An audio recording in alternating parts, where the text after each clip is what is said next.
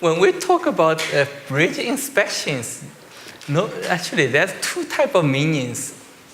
And one is we just mentioned early morning. A bridge inspection is to fulfill the federal government requirement, because they said every bridge has to be inspected every 2 years. And also try to collect data for asset management, to manage your bridge, let computer to make better decisions. So that's one purpose. Another purpose of bridge inspections is really, like for example, once you get an assignment, say, okay, you need to design the rehabilitation of these bridges. Just like whenever a doctor had a patient, if we want to do heart surgery, you don't just simply look at his illness histories or record. Typically, you want to have an interview with patient, have some talking to get to know the patient before you do an operation. So it's the same.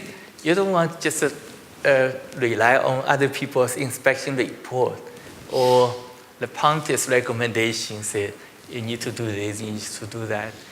And you also need to actually visit the bridge to do inspections. So that's the inspection is even more detailed than in-depth inspection. The reason that not only you want to confirm the strategy of puentes say, do this, do that, do that. Sometimes you may say, well, do this, do that, that's good, but that don't need to do that, especially considering the age of the bridge. And if the bridge only lasts for another 10 years, why bother do that? That costs a lot of money.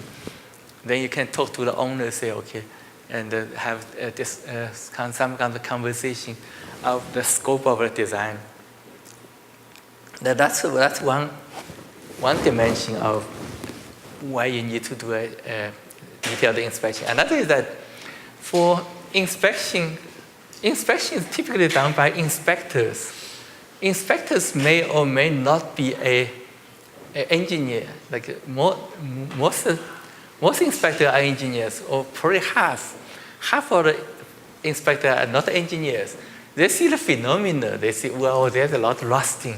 It needs to do something. Needs to do repainting, and there's a lot of crack, or you need to do that. They don't really know the cause. As an engineer, when you do a repair, you need to do why that happens so that you will be able to address the problem. So that's why the designer needs to be there. And another most important reason that when you do a design, finally you need to develop a contract document so the contractors can bid. In other words, you need to tell contractor how much crack needs to be sealed, how much concrete needs to be removed and repatched, and which beam you need to be repainted. And in other words, you need to tell contractor the quantities in order for the contract to bid. So that's why a lot of measurements needs to be required. Although the inspector, if they do an element level inspection, like we mentioned ASTO, they actually give you like a percentage of each. But this percentage does not represent actual repair. Like for example, are all condition 1 need to be repaired, or all condition 2 needs to be repaired? The magnitude or the quantity of repairs ultimately decided by the engineer.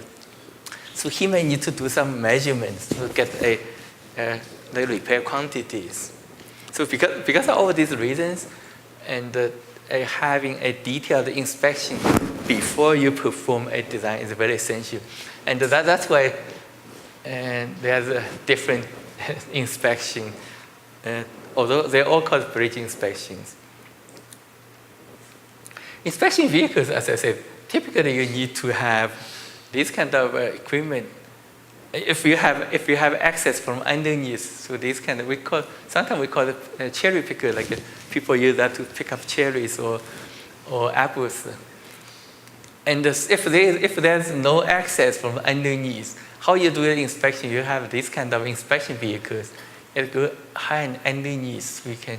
You can do the inspection. And most of most engineering companies don't have this kind of equipment. So usually they will rent from a rental companies. They will provide these renters. A preparation of field inspection is very important. You don't just go to the bridge site to do inspection. Usually, if you start doing bridge rehabilitation design, you will need to go through the inspection reports or previous inspection reports and have a general sense of what's wrong, what needs to be fixed. And also, it's very, very good idea to bring a set of design drawings or as-built drawings. So once you have a drawings, when you see these, you can actually mark up on the drawings instead of taking notes. Taking notes is difficult. If you mark up the locations and then write notes, then it will be very easy to be understood in the future, like when you do actually design. Or sometimes the people doing inspection may not be the same designer. Ideally, it should be the same. Sometimes you were assigned to do something else, and somebody else pick up your design. So he will be able to see, understand what you mean. So for example, the need of measure or inspection, it's really, really depending on what is to be done. Like if you just simply do a deck overlay, probably you don't need to do much. All it needs is you have the design drawings, you know, the width of bridge, the length of bridge. All you need to do is just bring tape and measure, just make sure that the dimension is the same as the design drawing. And then you will know the quantity of these. And of course, you may want to see if there are any strainages. And for example, if the original design have like many drainages and later it changed, either become more and less, you need to mark up because then this number of drainages may affect the construction cost. So the contractor may need to know, so you need to specify. And other things, like you may look at the expansion joints. Since you are doing overlay, you want to see if the expansion joints are leaking, and you may want to replace that. So for deck replacement, then because you will be designing new deck no matter what, so you don't really care about a lot of things. But all you need to make sure that the girder spacing, girder size is the same as design drawing. Always like just very, very quick check. Even like visual inspection, like if it says the girder spacing is like a 3.1 meters, you just look at to see if it's close to 3.1 meters. And this usually don't change much.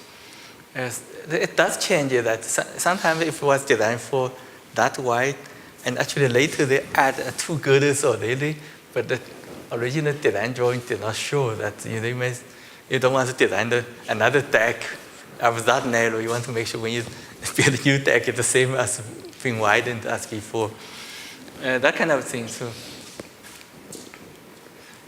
is that too bright to see these, or it's okay? Okay. I try to use a very dark background so that people can see relatively easily. Again, if it's totally superstructure replacement, like if you replace a deck and the girders, so you don't really need to care about the girders itself. All you need to pay attention is probably make sure that the abutment piers is good enough. And like if recommendations say, okay, just replace superstructure, and when you go there, see, well, the abutment is in such a poor conditions, probably not worth saving it. We may just replace abutments as well, just build a new of everything. And also approaches, like you want to make sure that the approach is good. Like if you have approach slabs, that sort of thing. For bridge widening project, it's a little bit more, and you need to do a little bit more measurements than actually the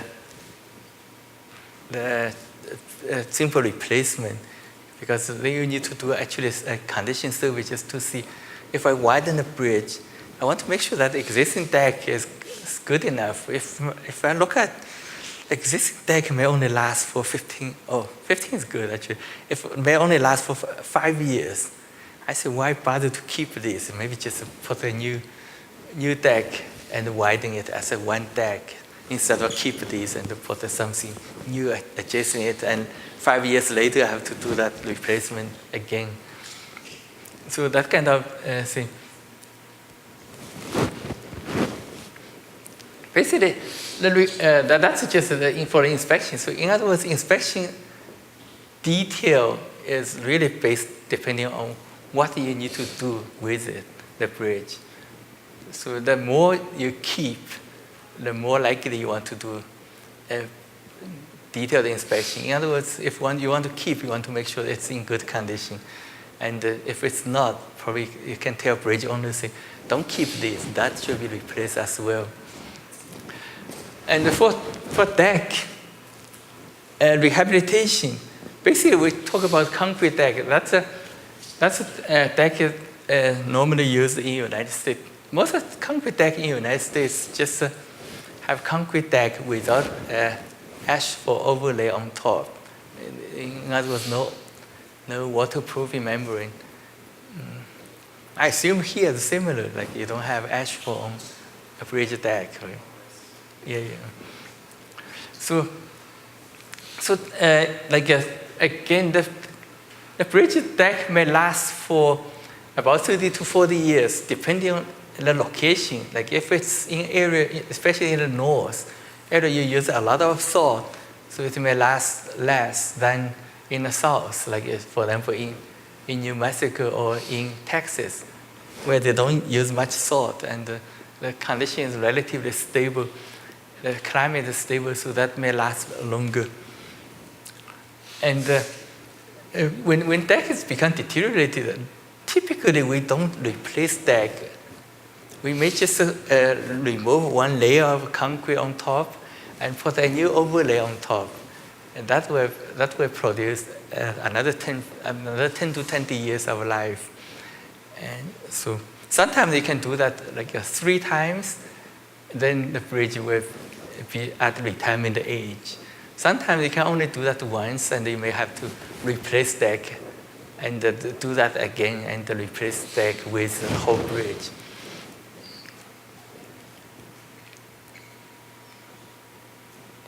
So when you do deck inspection, typically when you do a visual inspection, you just look at conditions, and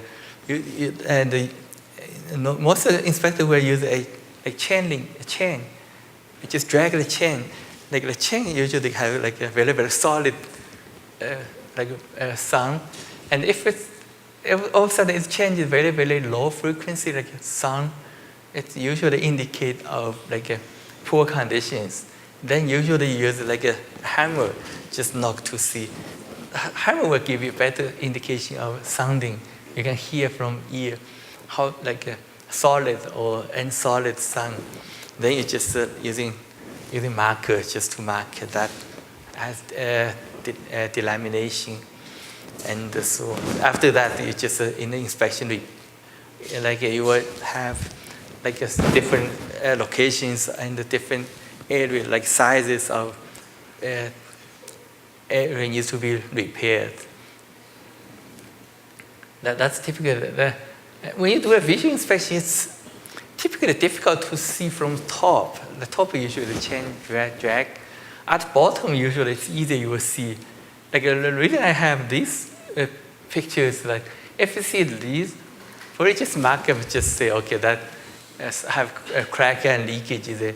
Like you cannot do anything from underneath. If you repair from underneath, it does not do much. So later when you do the concrete overlay, once you do concrete overlay, it will not be leaking down, so that will be fixed. Or actually, if you do a partial deck repair, you can actually remove certain portion of concrete and cast new concrete. But try not to do any patch from underneath. Unless you have like spalling And the rebar is exposed. When rebar is exposed, it may corrode faster. Then you can just patch up. And otherwise, and the reason I have this picture, like if you have deck of that condition, doing a new overlay is too late. Probably that's a candidate for deck replacement. Some bridges in the United States, they use a stay-in-place form. They have a steel form, they cast concrete, and that form is permanent.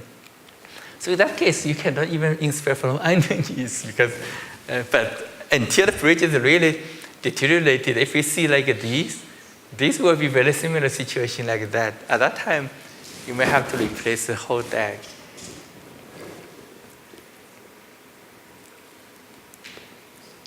A half-cell test is very popular in the past. I think now people use less and less because half-cell test is very time-consuming and it needs to shut down the traffic operations. In other words, it takes a while and you need to block the whole bridge.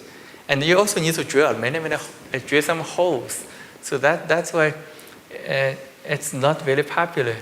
And also it's not popular because that cannot use for epoxy-coated bar. Epoxy-coated bar don't link like electronically. There's not conductivities like among different rebars. So that's why it's not a popular method nowadays.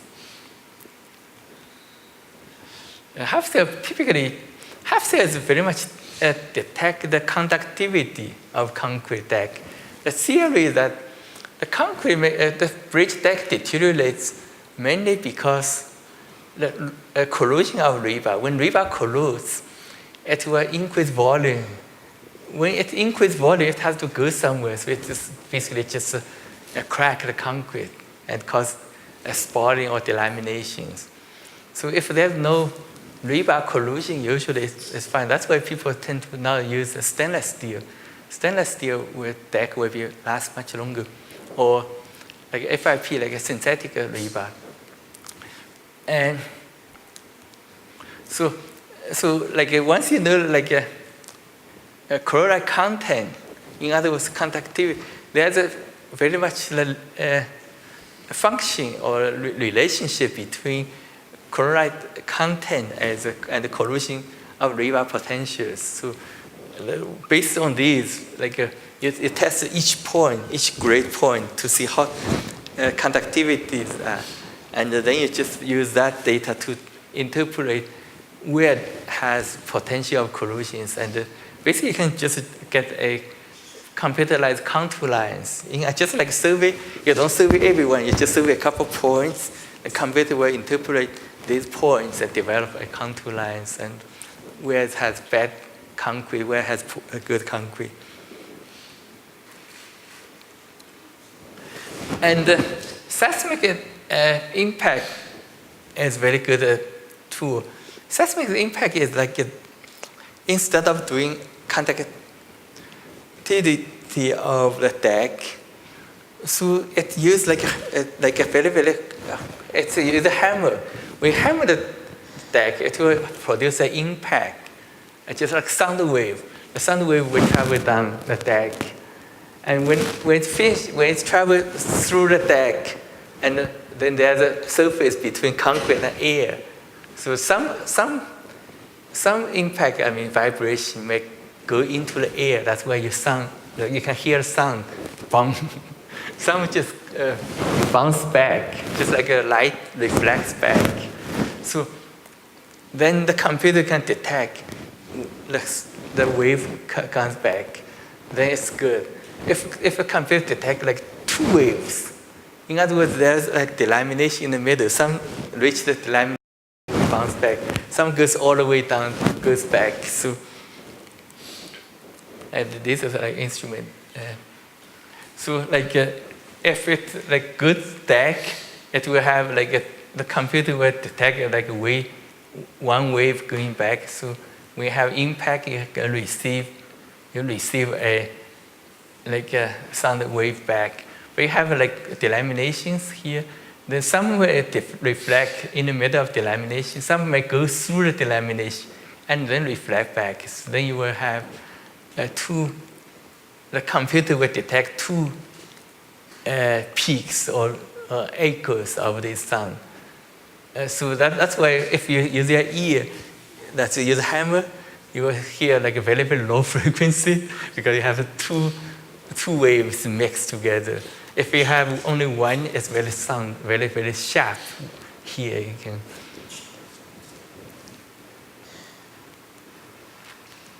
Another very potential, actually still in the research and development stage. This has very, very good potential. You use like a ground penetrating radar. Ground penetrating radar, like if there are delaminations, it may be detected by the radar. The advantage of using that is that it can be mounted onto vehicle. So you don't need to shut down the bridge for the inspection. It just drives through, just like any other vehicles, and they can collect data, like something like that. But again, it's still in the R&D stage, and I assume in the next 5-10 years, it may become a commercial product so that people can inspect deck very easily. Again, bridge deck is the element of bridge that getting damaged mostly because the truck is riding on it directly, and also difficult elements like salt and rain and debris and everything else goes to the deck. So these are the inspections to determine like what kind of deck condition you have. Of course, once you know the deck conditions, you will decide whether you need to repair it or put a new overlay or replace it, or just you don't need to do anything. It's good. So the overlay typically is like there are different type of overlays. Vast majority of overlays we use like a latex modified concrete.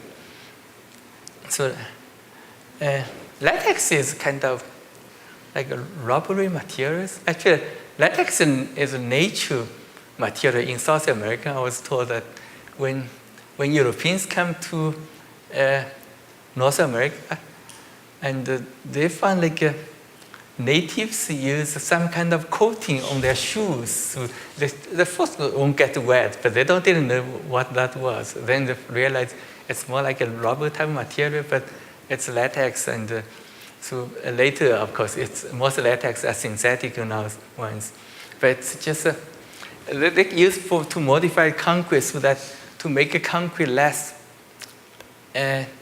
penetratable by the water. In other words, if you make a deck, a plastic like that, probably then you don't have to worry about any elements of chemicals, but nobody can afford. Actually, I did design a bridge using FIP deck, which is like a plastic deck, but just way too expensive. So it's a modified. And when I was actually, the people have been using that for a long time. When I was at university as a student, I read like magazines, like ACI magazines and so on. At that time, people were doing research. They found like the overlay don't usually bond to the concrete very well. They always have debonding issues. In other words, at that time, how they do overlay, they have a big truck. They call it a scarifying machine. So the truck set up the depths like probably like about 50 to 70 millimeter thickness. So they just drive through the deck. While driving through, they just grab the concrete, just remove that, and they have vacuum following, just suck the dust, and then they just put like a overlay. At the beginning, they use just a regular concrete. Later, they add the latex modifier. But no matter what, they found like after a while, they debond. So at that time, I read research, and they say the reason most of the researchers feel like the reason they debond that they say, well, old concrete has low strength, and our new overlay has much higher strength, so that they don't have the same E modulus. And that caused problem. And later, when I was a graduate student, and then I saw a similar research paper, then I think one professor, I don't remember, did a lot of research, and he found the reason. What he did was, he said, well, let's find out what's going on. So they do some coring. They core through this new concrete and old concrete, and they suck it into a color, the liquid, like a red. I remember it was red. They put a red color into that. So all of a sudden, if we suck into red, they will see it's very, very good concrete on top. It's not much red because it doesn't have much water penetration, and old has much red colors.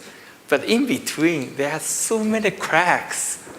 And then, they said, I remember what he said. He said, concrete repair 101, everybody knows. You never repair concrete on the poor concrete. You always have to remove all the loose concrete before you can cast new concrete. And you see, what happened was, the scarify machine, when they scarify, they remove that much concrete. But aggregate typically is much larger. So typically they have to shear off the aggregate to remove. Once they shear off the aggregate, it's just like you knock out, like if you see a dentist, he just wants to do an examine of your teeth or tooth. He uses a hammer to knock out each of these. Say, oh, they are good, they are good, they are good. Oh, these are weakling, they repair these. While doing that, actually, they damage all your teeth.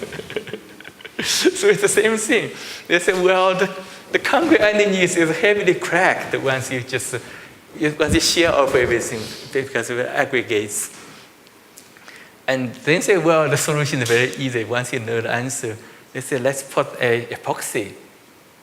So they develop actually a lot of manufacturers, they called bonding agent. Bonding agent basically is just epoxy liquid. So before you put the overlay, you put bonding, and then you just cast a new overlay. They call it now they bond together. What really bonding agent does is that because it's a liquid, it seals off all these cracks to make it the base solid. Then you cast new concrete will be good. So since then, there's no bonding issues. And of course, in a recent development that people say, okay, we know that we damage the concrete. Then later now, people don't really use mechanical ways to remove the top layer of concrete. There's a high pressure water jet. Just wash these out. By washing these out, there's another big advantage. Like you won't damage the rebar. Sometimes the concrete, like if you design that much concrete cover and you remove that much. But the concrete cover on top is not very certain. Concrete cover at the bottom is very certain because they put plastic chairs. So all rebars are on chairs. So the height of a chair is a cover.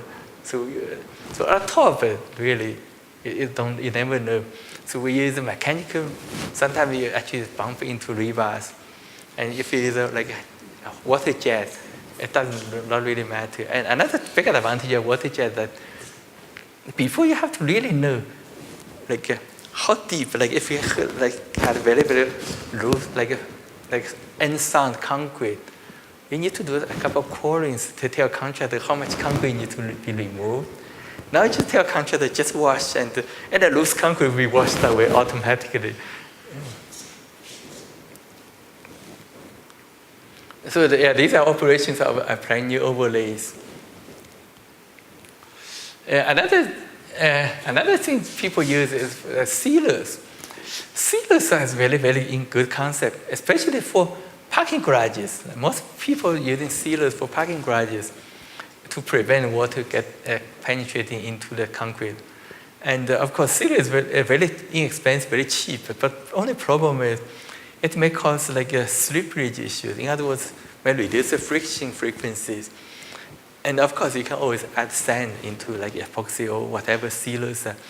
But they don't last long. When the truck comes, when a vehicle comes, it maybe just wears out very quickly. So sealers are very good for new construction, but it's not very useful for old applications.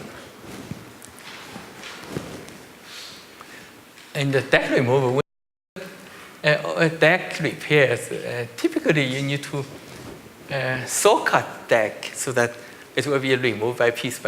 Like for most old bridges, they don't have a shear studs, so you can just saw cut along these girder lines. Like these are actually the girder lines on top of girder. Basically, the contractor will set up the thickness of the cutting thickness, the same as the deck. And because over the girder, you always have a hunch, like a little bit hunch, so it will not be able to cut into a steel. So that's after that you just you use like a standard equipment. These are excavators. Excavators they can remove some kind of equipment to make it as a grab machine. So it's just grab one piece and go back for the truck, and the truck can move.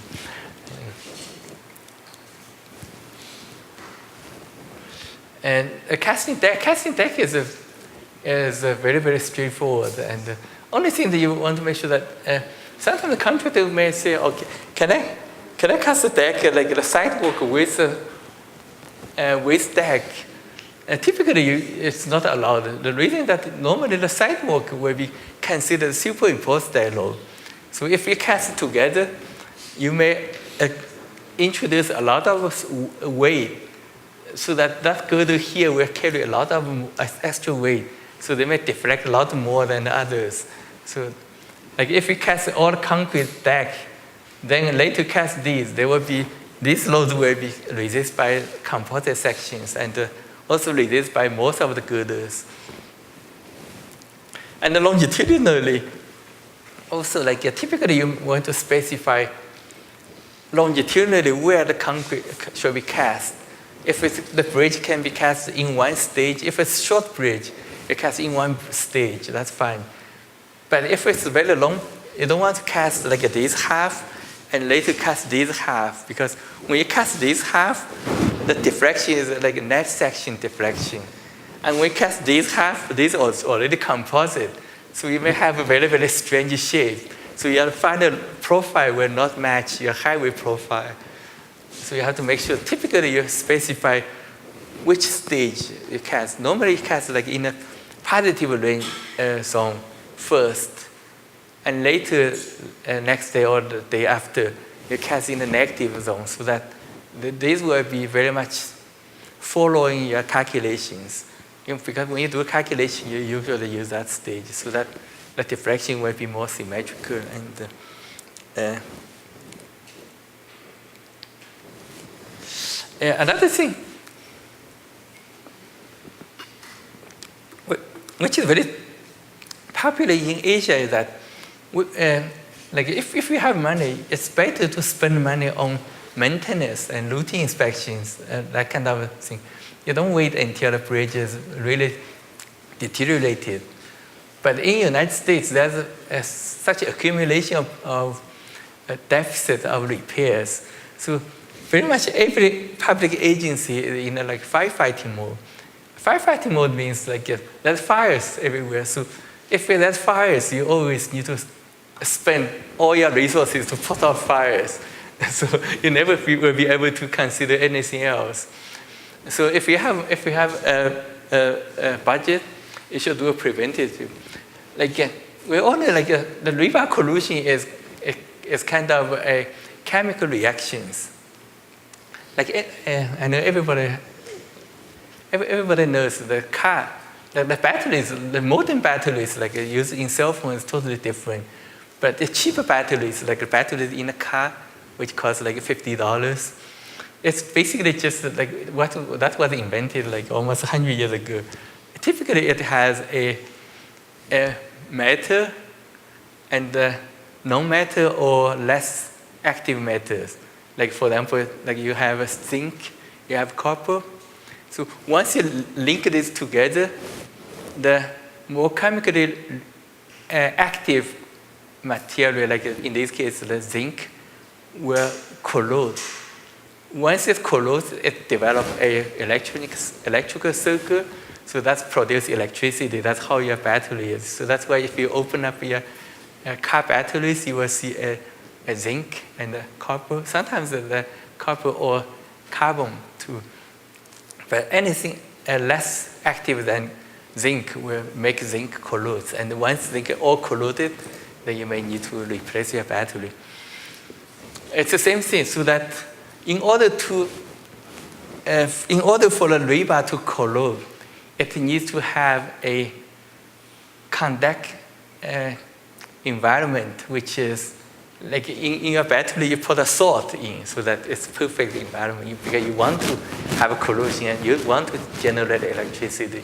But in this case, we want to prevent that from happening so that if we can reduce the chloride from the concrete, then you will have effectively stop the corrosion. Like if you go to a construction site or building site, like if you see a old building demolition, when you see the people break down the old concrete, like even if like 50 years building, and the reinforcement inside typically is very, very shiny, no rust, no corrosion at all. The reason is that for the building, you don't have any elements in. And the concrete itself typically has pH value of 10 to 12. When you have alkali condition, there's no possibility of rebar be corroded. So in other words, to prevent rebar corrosion, you have two ways. You can introduce another metal which is more chemically active, like zinc. That's how we use galvanizing. Like for example, you see a lot of things, you put zinc to galvanize it so that zinc to corrode first. Or you put it into an environment so that it will not cause corrosion. Okay, so that's two ways. So to develop that environment, all you can do is, like if you can suck out these chloride contents, because chloride content itself produce a pH value which is much lower than 10. It may sometimes get to an area of less than 7. In other words, it's not alkali condition anymore. So the more acid condition, the more potential of corrosion will happen. So if you can suck out that, reset pH value to 10 to 12, then you effectively prevent corrosion from happening. And that's how people do that, using very, very high voltage to suck it out. That's more difficult to do. Another way to do that, I think, is even say, since it's difficult, what I do is I just inject alkali component into concrete. So make it the pH value higher. Once pH value is higher than 10, that will effectively stop the corrosion of rebar. So these are the two ways you can do, which is not typically done in the United States. As I said, they don't have budget for that. When I moved to the United States in 1990s, late 1990s, a lot of organizations still doing the first approach, just add zinc. Just like put a lot of zincs to connect to the rebar, let zinc to sacrifice. But they don't do that anymore, which is called Cathodic Protection. So I already explained that basically there's two ways of doing this. One is that if it's in a very good urban environment, you can actually introduce a electronic current, direct, like AD, like direct electronic voltage against of corrosion. In other words, corrosion is effectively developing a battery.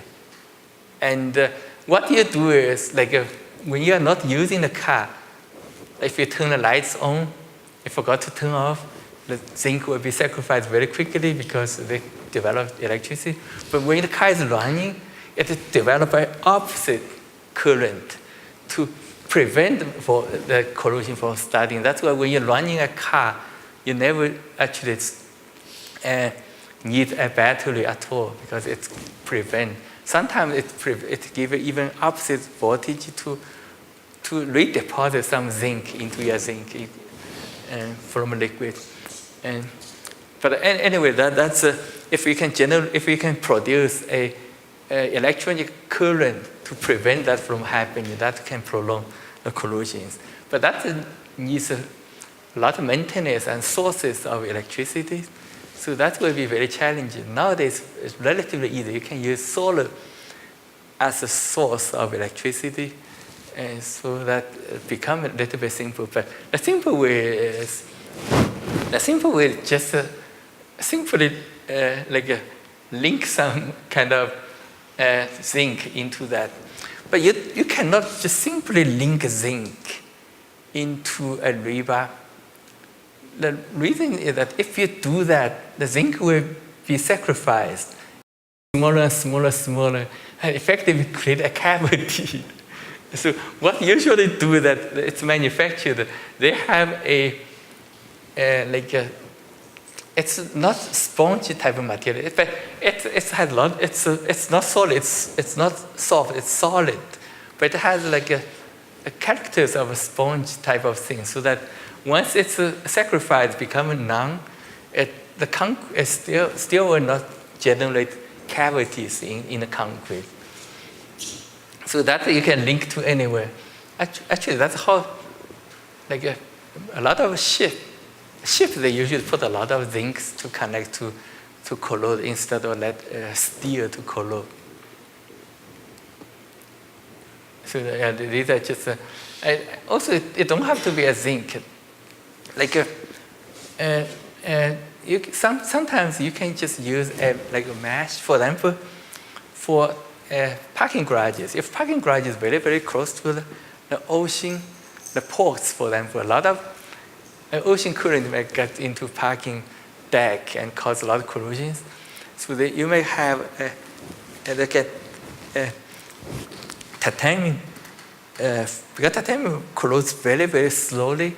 We can actually put a mesh, and because they corrode so slowly, it does not generate cavities. So that can generate a lot of protections for. You just simply put that titanium mesh on top of rebar, and that will provide sacrifice. I think that is effectively what these people are doing. It can be used for bridge deck too. That's concrete deck. Concrete deck is actually most time, almost half of the time when you rehab a bridge, it's related to deck repairs or deck widening or new deck overlays. So that's why deck is a very essential component of a rehabilitation. A concrete beam is good as concrete. Typically, you have different ways. Because concrete is if you see a crack in the middle of span, you may want to fix it, but it does not really affect the capacity. We know when you calculate bending of beam, you don't assume the concrete has any contribution in the tension zone anyway. So it's rebar. You only need to see a crack is if you feel the crack is very large and it may produce may accelerate the corrosion of rebars. That's usually the case. But if its crack is caused by over truck load, we know the truck load is not like a building load. Truck load is just come and go. So if one day you have a much, much bigger truck than you were designed for, so you may crack. And when the truck leaves, they just seal it back. In other words, you don't need to do anything for cracks, for bending. But on the other hand, if you have crack at shear near support, and there's shear failures, then you may have to fix it because the crack itself reduces the capacity. I don't know, when I was at university, when I was a student, the formula for calculating shear is different than nowadays. At that time, the professor said, well, reinforced concrete shear capacity is just two components add together. One is concrete shear. Concrete shear is a section area times a square load of FC. In other words, the strength of concrete and the section area. And then you plus a reinforcement component, which is like stirrups or if we have like inclined rebars, these will be two components together that you share capacity. But once it's cracked, the first component is gone, so that you have lost half of the capacity. So that's why whenever you have shear failures, usually you may have to do something. Again, for concrete beam, there's many old methods. Like typically, you can either like enlarge section or bolt steel plates or external portion. We'll be discussing that. But nowadays, adding FRP strip is very popular. And also make beam, like if it's simply supported and make them continuous, that will enhance the capacity quite a lot. And sometimes, if you cannot do anything, you can using lightweight concrete or reduce the dead load. Like enlarge the section, like for example, if you have beam, and the capacity is if you want to increase capacity, all the time you can basically just remove the concrete and expose these rebars. Once you expose rebar, you will be able to see them. So you can drill some holes, a lot of holes, and you grow these L bars into these and put additional reinforcement. So you effectively have a bigger beam. And these are very like labor-intensive operations, and also assume you don't have clearance problems. Then you can do that. And also you may just drill a lot of holes and using like a steel plate. Typically, you also add epoxy to glue steel plates into these concrete beam. Then effectively you have additional steel plate as reinforcement. So that will give you additional capacity. Again, these were very old methods, and most people don't use that anymore. It's very labor intensive.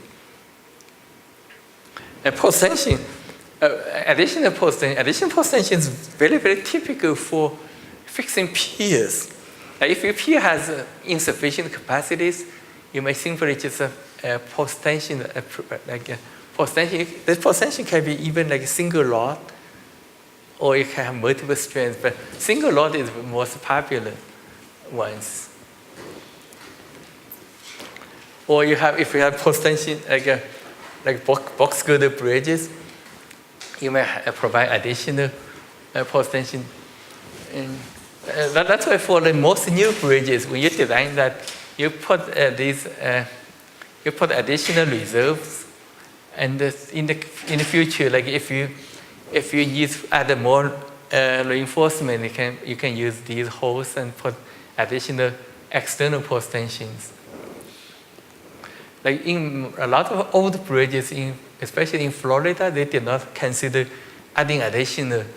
And once they found the collusion of post-tension, because post-tension is grounded, so you cannot take them out. So there's no way to add additional capacity. So most of these bridges has to be demolished. Yeah. So if you have like simple span bridges, you can do like that. To do that, external post-tension, the problem is then you have to actually break the abutment and do these. And also you introduce a lot of concentrated loads, so you have to make sure that this diaphragm can resist the uplift force. Like when you design a cable, whenever cable changes the angle, there's always a very large force in that direction. So that's why. But in reality, people don't really have to do this in most cases, because the reason that, like, to do this, typically you have insufficient bending capacities, and we know that bending capacity is typically more large bending moment in near the middle span.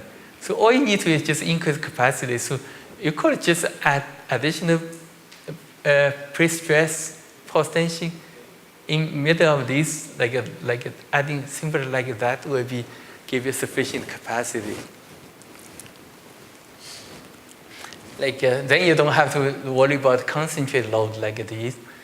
Normally, because this has such a large concentrate load, that concrete itself may not be able to against these cables. So you may have to actually build a L shape, rely on the anchor bolts to transfer the vertical load.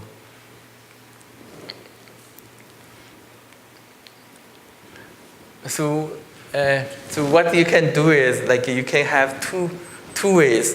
Like if you want to have an anchored cable, then you just have to make sure that the concentrate load is able to be resisted by that concentrated areas. Normally you have a pin and connections. But the easiest way is you can just build a bracket here and just post tension from bracket to bracket, and then you can increase sufficient capacity here. Sometimes if you have to deal with negative bending, then you can have another one. If it's continuous bend, you can have additional one to deal with negative bendings. Just have them separate instead of building these kind of all continuous. Again, that's another way, which I don't prefer. Of course, you can have these external post tension. You could have internal post tension by stripping the concrete and put post tension cables in, and you cut concrete back. Then you can have an internal post tension.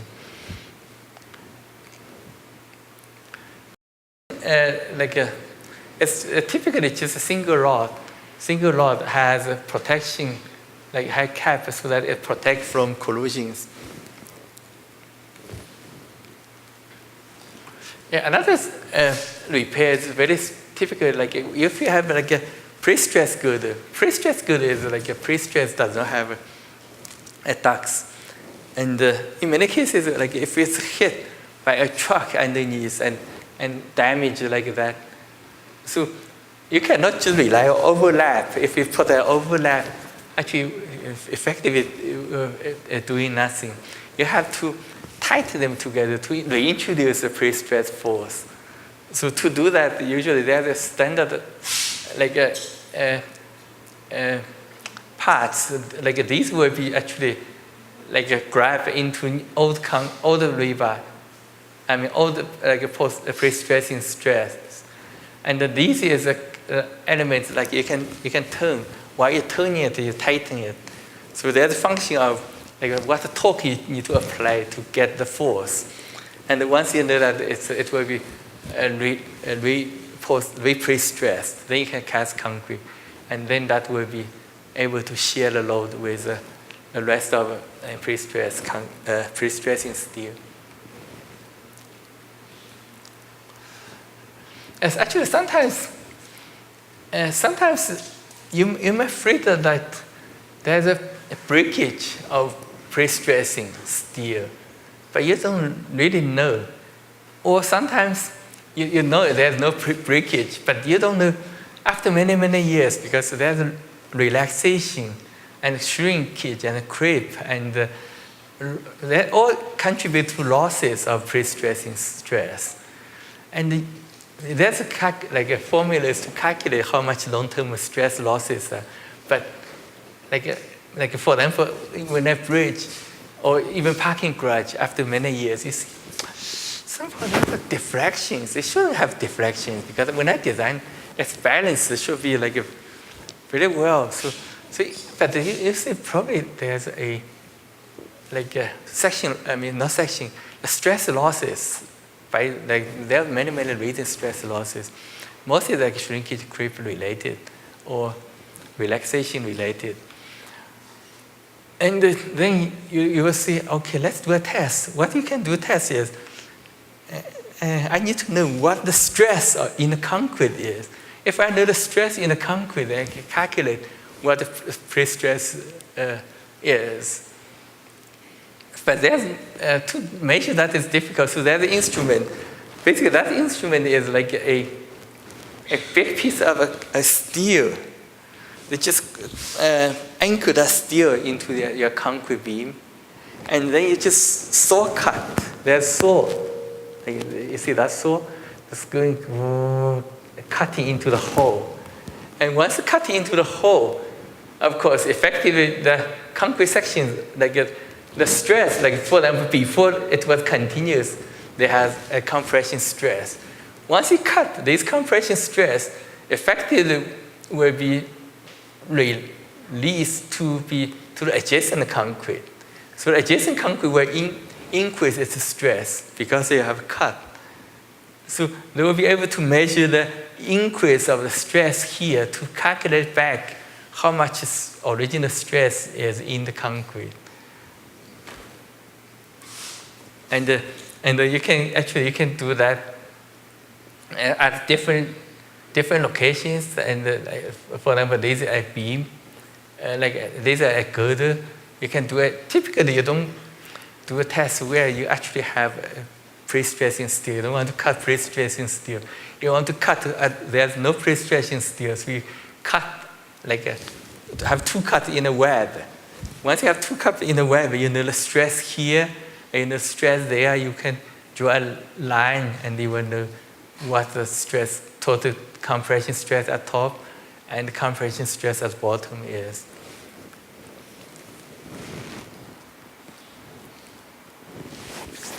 Yeah, another actually